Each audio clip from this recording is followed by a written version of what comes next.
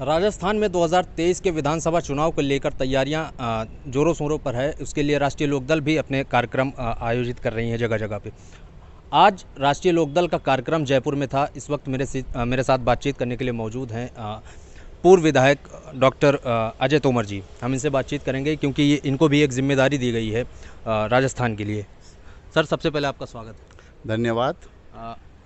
आप लोगों को जिम्मेदारी दी गई है पार्टी की तरफ से, किस तरह से उस जिम्मेदारी को निभाएंगे?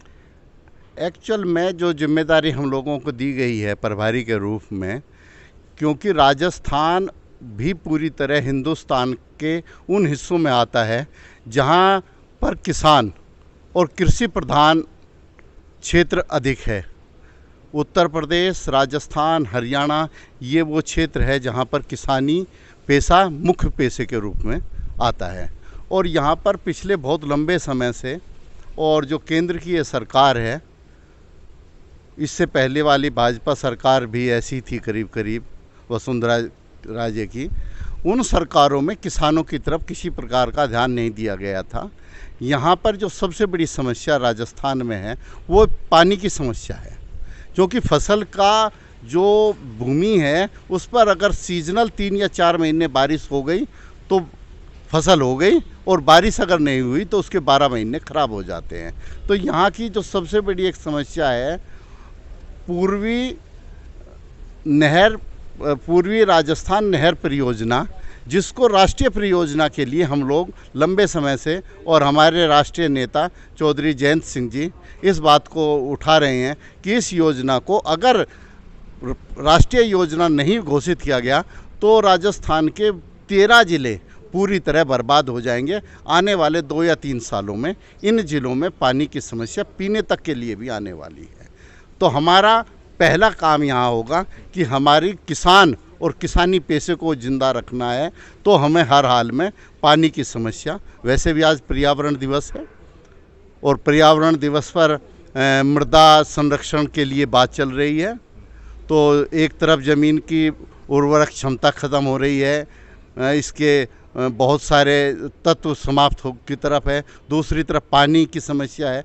तो हमारा यह है कि पार्टी का बेस जब बाद की बात है, पहली बात है हमें यहाँ की जनता और किसानों को उनके लिए तैयार करना, और जब वो होंगे तो चौधरी चरण सिंह की नीति और अजीत सिंह की सोच को हम आगे बढ़ाने का काम करेंगे।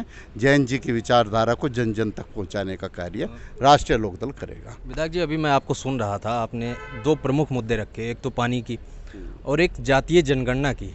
इसका जिक्र इस समय जोरों पर है और सरकारें ये कराना नहीं चाहती हैं।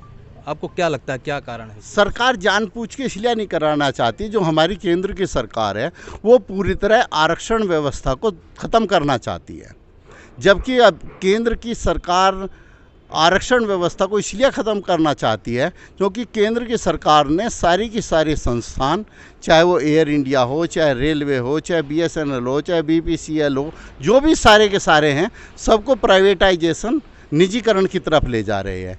जब निजीकरण होगा तो आरक्षण की व्यवस्था ख़त्म हो जाएगी, और अगर जातीय जनगणना हो गई तो जातियों के आधार पर फिर आदमी अपने अधिकारों की लड़ाई लड़ेगा और डिमांड करेगा, जो ये सरकार, केंद्र की सरकार बिल्कुल नहीं चाहती है कि आम जनता को इन सब चीज़ों का पता चले।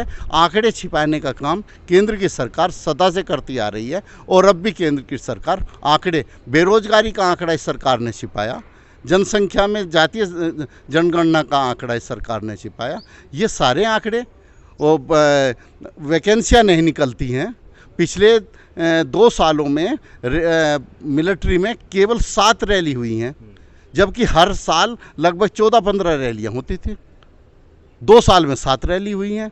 तो बेरोजगारी किस तरह इन्होंने घुसा दी है सारे देश में, तो उस चीज़ को छिपाने के लिए ये इस तरह के सारा जाल ये सरकार बुनने का काम कर रही है। तो हमारा पुरजोर मांग है कि जातीय जनगणना के साथ जातीय गणना भी होनी चाहिए, और राष्ट्रीय लोकदल और हमारे नेता इस चीज़ के पक्षधर हैं। अच्छा, आपने अपनी अपील की लोगों से कि आप लोग जाएं गांव-गांव में, लोगों को जागरूक करें कि उसके लिए वो आवाज़ उठाएं जनगणना के लिए। तो आपको, मैं जहां तक समझता हूं कि गांव में लोग इतना जागरूक नहीं है और उनको इस चीज़ की ज़रूरत भी नहीं है शायद। पहले उनको रोज़गार चाहिए, रोटी कपड़ा मकान उनके लिए ज़्यादा मुख्य मुद्दे हैं। हाँ, वही मैं कह रहा हूँ, दो ही तो मेन चीज़ हैं, एक पानी, एक रोज़गार। जो अभी आप कह रहे हैं कि पहले उन्हें खाना चाहिए, तो उसके लिए उन्हें सबसे पहले तो अपनी भूमि बचानी है, मृदा बचानी है।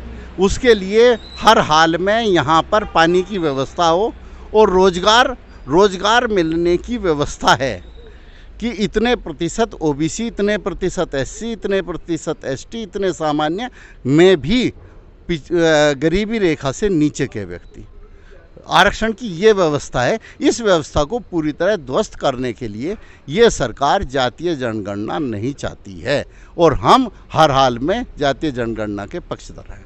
अच्छा, आखिर में आपसे एक चीज़ उस पर टिप्पणी चाहते हैं। आपके जो राष्ट्रीय अध्यक्ष हैं जैन जी राज्यसभा जा रहे हैं, उसको कैसे देख रहे हैं आप? ये एक सदन और वो भी अपर हाउस, उच्च सदन, उस सदन में किसानों की बात, नौजवानों की बात, बेरोजगारी की समस्या। मेरे साथ अभी एक साथी बैठे थे, वो कह रहे थे कि साहब एजुकेशन का स्तर बहुत नीचे गिर गया है। मैंने कहा एजुकेशन सेक्टर चलना ही सर्विस सेक्टर से है। जब सर्विस सेक्टर इस सरकार ने ख़त्म कर दिया तो एजुकेशन सेक्टर तो खत्म हो जाएगा। तो जयंत जी जैसे पढ़े लिखे अगर व्यक्ति सदन के अंदर होंगे, उन जैसी सोच के व्यक्ति सदन के अंदर होंगे, तो हर हाल में सर्विस सेक्टर की लड़ाई लड़ेंगे, किसान की लड़ाई लड़ेंगे, नौजवान की लड़ाई लड़ेंगे।